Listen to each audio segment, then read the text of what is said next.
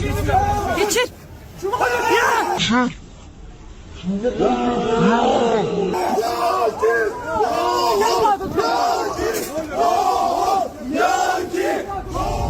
All right, Shalom. There's a brother Nahoya from the GMS Orlando camp. I want to start off by giving all praise, honor, and glory to Yahweh, Bahashem, Yahweh Shai, Bahashem, Wakar Kodash. Double honors to the apostles and the elders of Great Millstone, who are the elders of Yasha Allah, and a sincere salutation to all you Akim, who are preaching this word and believing this word, and to the Akwath, who are believing this word, in all truth and in sincerity. Isaiah chapter 32 and verse 5 reads, "The vile person shall be no more called liberal, nor the churl said to be bountiful." All right, and in the NLT it says, "In that day, ungodly fools will not be heroes. Scoundrels will not be respected." All right, and I want to go into a lesson based on the clip you just saw of U.S. Marines, all right, in Turkey, basically being put to shame. When you deal with what they were saying in their language, they were basically saying, "Yankee, go home." All right, which goes into Habakkuk, the 2nd chapter. He keepeth not at home. But this is beautiful through the spirit because, again, we're in a time of prophecy, and a part of that is the son of perdition being declared. It's being declared in truth through the spirit, beginning with our apostles on down and brothers who teach the like-minded doctrine. But the other nations are starting to wake up to Esau as well. They're starting to wake up to who Esau is and the facade that he's placed out there in the world of him being a hero, of him requiring respect because he's the beacon of light. That mirage is now coming to an end. All right, now let's go to Habakkuk 2.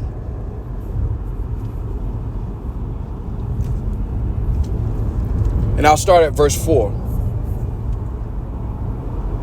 All right, it reads, "Behold, his soul which is lifted up is not upright in him, but the just shall live by his faith.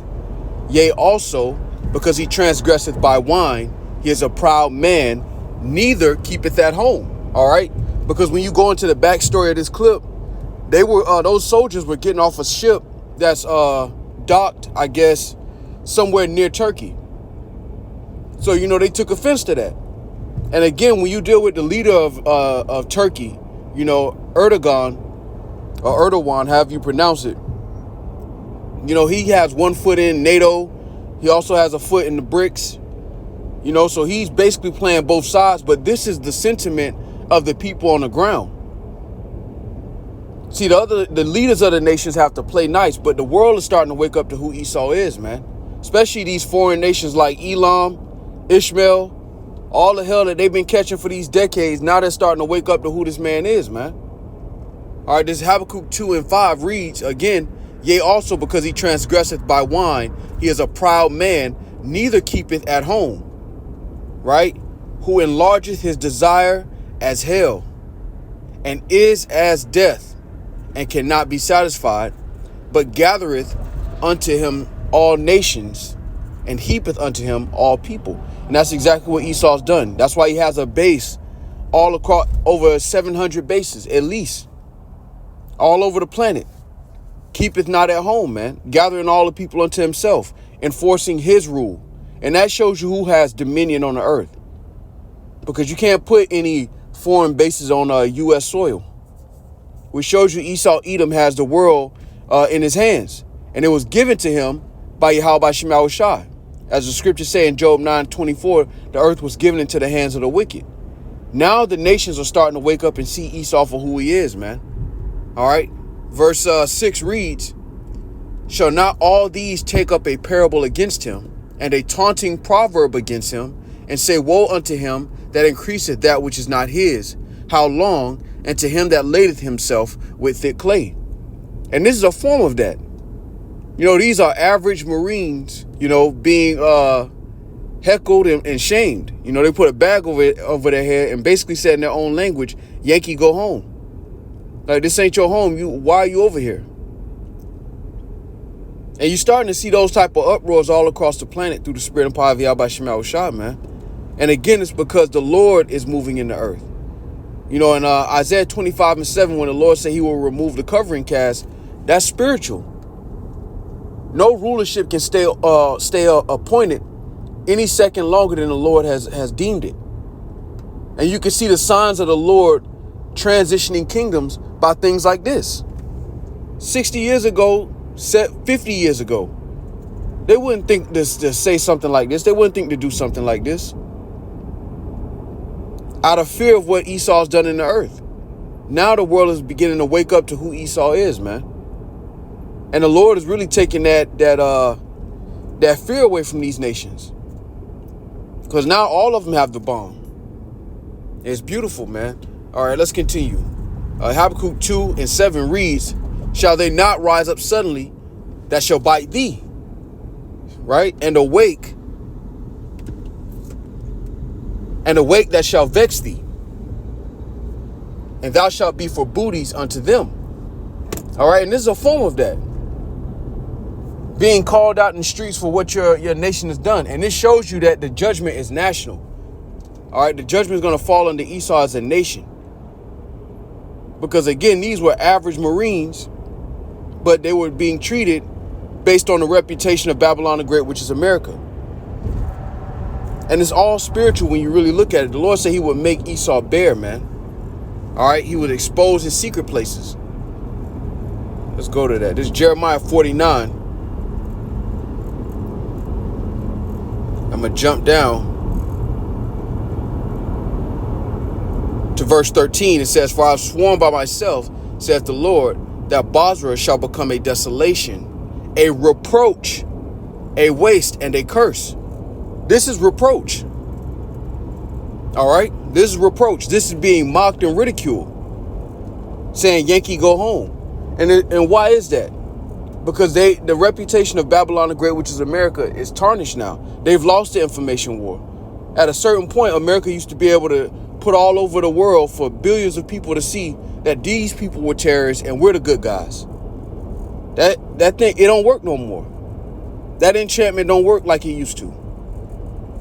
And this is why these guys are being called out. And it's beautiful, man, because it's really a symbol of Esau falling down. All right. Esau sitting in the dust, beginning with Babylon the Great.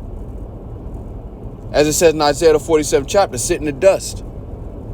Seeing confusion, thou shalt no more be called delicate. This is a form of that. At a certain point, you remember U.S. Marines used to go into other places, even off duty with no uniform on, and get all the girls. You know, people move out the way. You know, thank you for coming to save us from the quote unquote terrorists. Now the world is waking up to what Esau's been doing, because when they come in the nations, what do? They spoil them. You know, they covet fields and take them by violence. And now the world is waking up to that, man. It's beautiful through the spirit when you look at it. But again, the scriptures say evil men understand not judgment. All right, now let's continue. It says, and all the cities thereof shall be perpetual waste. And what does that mean? That means when the Lord gets done with this place, all right, the Lord's going to shoot missiles on this place. ICBM, all right, from China, from Russia, from the allies of America, whether you can receive it or not, according to prophecy, according to the words of the Lord. And this place will be a perpetual waste, meaning it will not be inhabited again. You know, you can go into Isaiah the 13th chapter to get that as well. But this place shall be a perpetual waste, basically a monument of what not to do on the earth. But before that happens, you know, the Lord said he was going to make Esau bare. And that's exactly what the Lord is doing, man. And it's beautiful. All right. Matter of fact, let's go here. I'm going to jump down. It's Jeremiah 49:16. And it reads, thy terribleness has deceived thee. All right. And that's beautiful, because Esau thought he could get away with this forever. And this is why the Lord says, stand now with thine enchantments. Because Esau thought that he was ruling by his own effort. And that's not the case. The only reason Esau has dominion is because the Lord gave it to him. And now the Lord is in the process of taking it away. And the living know that. When I say the living, I'm talking about the ones who understand this truth. You know, Daniel's the 4th chapter says that the living may know that the Lord ruleth in the kingdom of men, and giveth it to whomever he please, and setteth up over it the bases of men. Well, we're watching the bases of men return to his place. Remember, at a point, you know, in Job, it said they were chased from among men. They were loosed a little season to deceive the nations, and now the world is waking up. And that's by the power of the Lord. That's not by the heathens' investigation. The Lord said he would make them bear. All right. Again, Jeremiah 49:16, thy terribleness has deceived thee, and the pride of thine heart, O thou that dwellest in the clefts of the rock, that holdest the height of the hill, though thou shouldest make thy nest as high as the eagle, I will bring thee down from thence, saith the Lord. And that's exactly what Yahweh Shema Shah is doing.